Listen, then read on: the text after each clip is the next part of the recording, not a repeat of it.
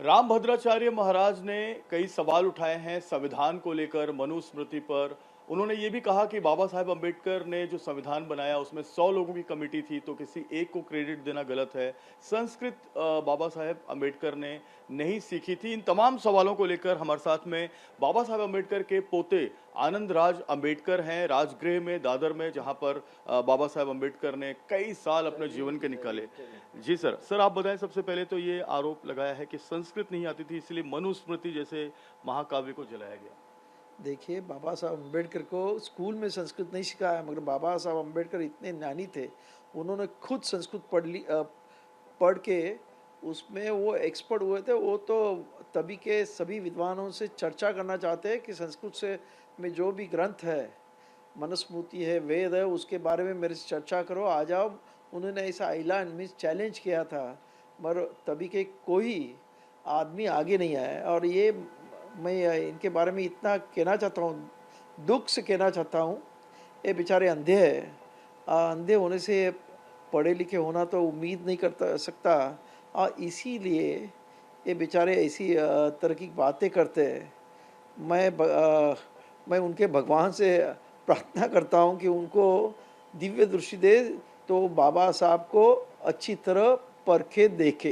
एक चीज और उन्होंने अपने बयान में कही है कि संविधान बड़ा है या मनुस्मृति बड़ी। तो उनका कहना है कि मनुस्मृति वो पहला संविधान है जो लिखा गया था और बाबा साहेब ने उस संविधान को जलाया है, तो संविधान से बड़ी मनुस्मृति है। नहीं, कुछ लोग जो हमारे देश में जातीय मानसिकता रखता है, वो लोग ऐसे समझते हैं कि मनुस्मृति बड़ी है। मगर आप अगर मनुस्मृति जब इस देश में अप्रत्यक्ष रूप से इस देश में लागू थी, तब ये देश का हाल क्या था, तो आप इस देश के सभी भारतीय लोगों ने सोचना चाहिए कि 1000 साल का हमारा जो इतिहास है वो गुलामों का इतिहास है। हमारे को अरब आए, मुग़ल आए, पोर्तुगीज़ आए, ब्रिटिश आए, और हम ये अम्मी से भारतवर्ष एक गुलाम उनका देश करके रहा है।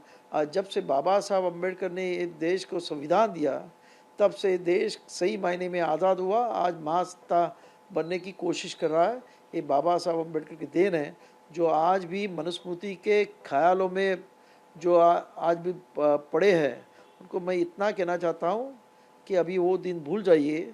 अभी यहाँ का एससी, एसटी, ओबीसी सब जागरूक हुआ है। बाबा साहब की वजह से वो आज पढ़ लिख कर सब समझ रहा है।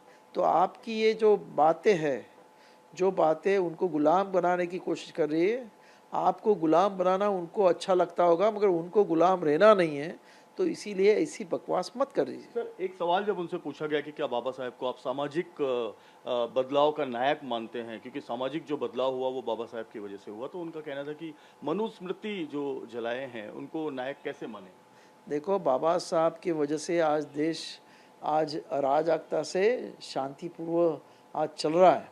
मगर अगर यही ढोंगी बाबा ऐसे बातें करते रहेंगे, तो जिस तरीके से पॉलिटिकली टर्मोइल मीन्स आप देख रहे हैं कि नेपाल में, फिर श्रीलंका में, जिस तरीके का बांग्लादेश में जो हुआ, ये पॉलिटिकली ये इंडिया में नहीं होगा। मगर इस देश में जो बम्मनवाद है, जो मनुवादी लोग हैं, उनके पीछे यहाँ का 50 की लोग लग जाएंगे। और फिर क्या होगा इस देश में?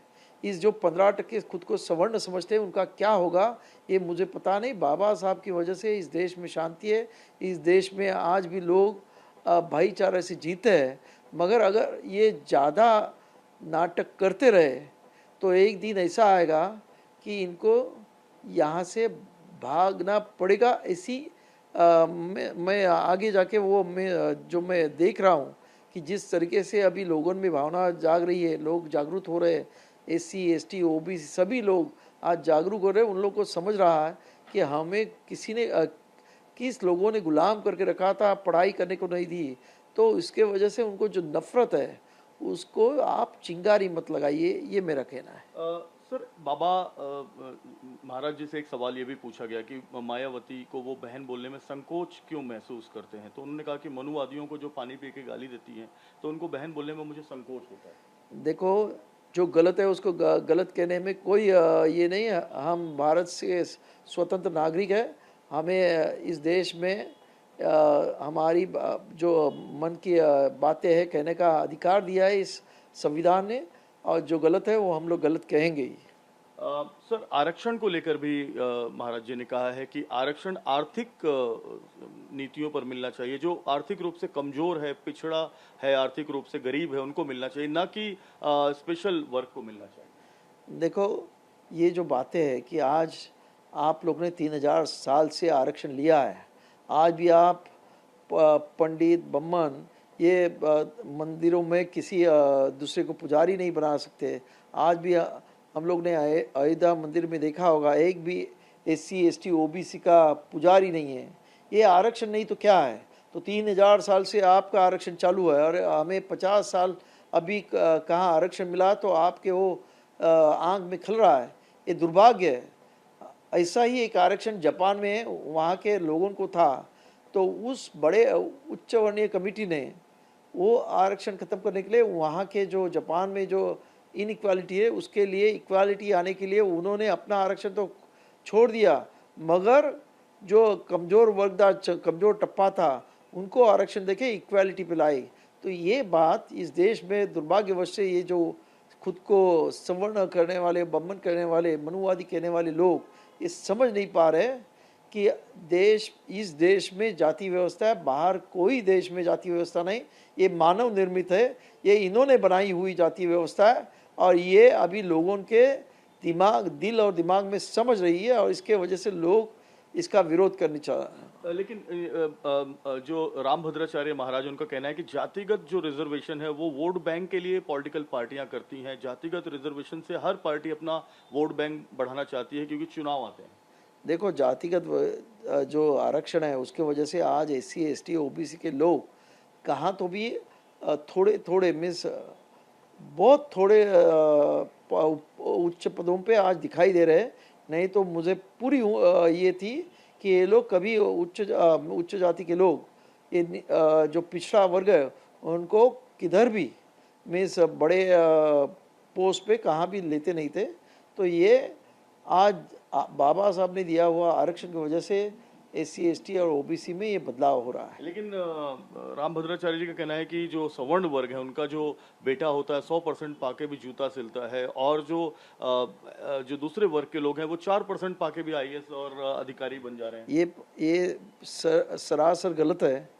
एक्चुअली अभी तो जो बातें खुल के आ रही है उसमें तो ऐसे पता चल रहा है कि UPSC की जो एग्ज़ाम होती है, रिटर्न में SC ST OBC के बच्चे नंबर 1 पे होते हैं, और जब भी इंटरव्यूज़ होते हैं मीन्स जिसको वाइवा कहते हैं, ओरल इंटरव्यूज़ बोलते हैं, उसमें उन बच्चों को कम मार्क देके उनको पिछड़ा किया जाता है। ये आज बातें लोगों के सामने उगड़ के आ रही है, और उसके वजह से लोगों में एक प्रकार की इस जो सवर्ण लोग हैं, जो मनुवादी लोग हैं, जो उनका इंटरव्यू लेते हैं, उनके खिलाफ एक बहुत आक्रोश है। ये मुझे यही कहना चाहता हूँ आपके ये चैनल की तरफ से कि ये कहीं आक्रोश चिंगारी में बदल न जाए, और अगर चिंगारी लग जाएगी तो ये जो खुद को भगवान समझने वाले लोग हैं उनको यहाँ से भागना भी भागना भी मुश्किल हो जाएगा। ऐसी ये होगी। सर, एक आखिरी सवाल ये है कि जब एक सवाल भी बाबा जी से, गुरु जी से पूछा गया कि आप RSS भी कह रही है कि आरक्षण जरूरी है, तो इन्होंने कहा कि आर्थिक आधार पर आरक्षण जरूरी। जब सवाल ये पूछा गया कि जातिगत आधार पर, तो इन्होंने कहा कि नहीं, कि एक समय ऐसा आएगा कि गले वले घोट दिए जाएंगे। इस तरह से बातें की गई। नहीं, वो जो बात कर रहे हैं वो तो मुझे भी डर है कि कभी गले घोटने की बात जो किए हैं, मगर वो मनुवादी लोगों के गले घोटने की बात न हो, यही मैं इस देश का मैं वही, नहीं तो दुर्भाग्य होगा इस देश का। बाबा साहब ने इतना अच्छा संविधान बनाया, इस देश में शांति, अभी महासत्ता हो रहा है, मगर लोगों के एक जो दिलों में आग है उसको अगर ये ठंडा नहीं कर सके और वैसे ही अपनी नीति मनुवादी लोग आगे लेके जाएंगे, तो इसका कभी तो भड़का होगा, और उसमें कौन जलेगा कोई बता नहीं सकता। सर, कुल मिलाकर जो रामभद्राचार्य जी कह रहे हैं कि जो पूरा संविधान बना उसमें 100 लोगों की कमेटी थी और बाबा साहेब को अकेले क्रेडिट न दिया जाए, 100 लोगों को भी क्रेडिट दिया जाए, और लेकिन रचयिता तो बाबा साहेब को ही कहा जाता है। तो इस पर एक रामभद्राचार्य को क्या कहना चाहेंगे आप? देखो, मैंने वो पहले ही बताया कि वो बेचारे अंधे, इसके लिए पढ़े लिखे तो नहीं हो गए और इसी वजह से उनको इस बारे में मालूमात नहीं कि वो कमेटी तो थी, मगर उसके बाद ड्राफ्टिंग कमेटी मीन्स जो संविधान सही मायने में लिखने वाली ऐसे 7 जनों की कमेटी थी, उसमें से 6 आदमी उन्होंने इंटरेस्ट नहीं लिया। अकेले बाबा साहब अम्बेडकर ही ड्राफ्टिंग कमेटी के चेयरमैन के नाते उन्होंने पूरा वो काम कर दिया और उसका बाबा साहब अम्बेडकर को संविधान का रचयिता कहने का और एक कि आप अगर बाबा साहब के जो संविधान की जो ये है चर्चा हुई है उसमें बाबा साहब अकेले उस 100 लोगों को जो बाबा साहब अम्बेडकर ने ड्राफ्ट बनाया था उनको पढ़ने को दिया, उसमें जो ऑब्जेक्शन लिए जाते थे बाबा साहब अम्बेडकर अकेले उसको जवाब देते थे, क्योंकि बाबा साहब अम्बेडकर ने पूरा ड्राफ्ट बनाया था और बाबा साहब अम्बेडकर उनसे सबको उनके जो सवाल थे उसके ऊपर उनको शांति से और उनके जो माइंड में जो ये था किंतु परंतु था वो सब शांत करने का बाबा साहब काम किया है। वो ड्राफ्टिंग कमेटी का सब चर्चा आज बुक में अवेलेबल है, वो अगर चाहे तो पढ़ सकते हैं और इसीलिए बाबा साहब अम्बेडकर को ही इस देश का संविधान रचयिता कहा जाता है। और ये अभी नहीं, जब भी बाबा साहब अम्बेडकर ने संविधान यहाँ के पहले राष्ट्रपति जी को दिया तो उन्होंने ये शब्द बताया कि बाबा साहब अम्बेडकर ही देश के ये संविधान निर्माता है। तो सर, अंत में आप रामभद्राचार्य जी को क्या मैसेज देना चाहेंगे? मैं इतना ही कहना चाहूँगा कि उन्होंने अच्छा समय, बाबा साहब तो संस्कृत पढ़े मगर वो थोड़ा सा अंग्रेजी पढ़े और बाबा साहब अम्बेडकर ने बहुत सारा किताब लिखी है।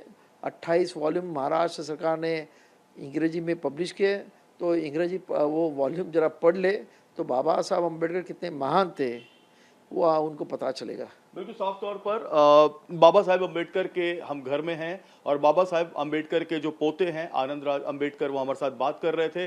बहुत सारी बातें इन्होंने कही और सबसे बड़ी बात जो इन्होंने कही कि बाबा साहेब अम्बेडकर ने न सिर्फ ड्राफ्ट कमेटी के चेयरमैनशिप को स्वीकारा बल्कि 100 लोगों की जो उनकी कमेटी के जो 100 मेंबर्स थे उनको पूरे ड्राफ्ट को रीड करके बताया, ड्राफ्ट को आगे जो है उन्होंने कन्वर्ट किया संविधान में, तो उनको रचयिता कहा जाएगा, इसमें कोई दो शक नहीं। बाकी कौन क्या कहता है इससे अम्बेडकर परिवार को कोई मतलब नहीं। कैमरामैन सुभाषीष के साथ जयप्रकाश सिंह, टीवी 9 भारतवर्ष, मुंबई।